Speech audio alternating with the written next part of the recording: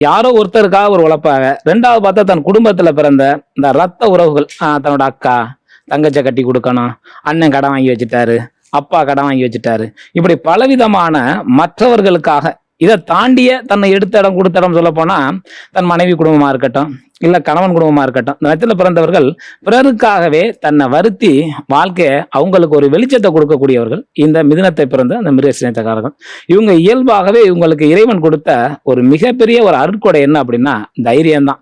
நீங்க சொல்றீங்கன்னு சந்திரமுகி படத்துல அது ஏதோ காமெடிக்காக சொன்னதை ஒழிய, இவர்கள் வந்து அசாத்திய தைரியசாலிகள். இப்போ உதாரணம் இப்ப இருந்தோம்னா இந்த மிருகசீரிஷம் உதாரணம், இப்ப உங்களோட காலகட்டம் ஒரு பெண்ணுக்கு இருக்கு அப்படின்னம்னா, அந்த அமைப்போட காலகட்டம் அவங்களோட கணவனை ஒருத்தர் தொட்டா அப்ப தெரியும் இந்த தைரியம்.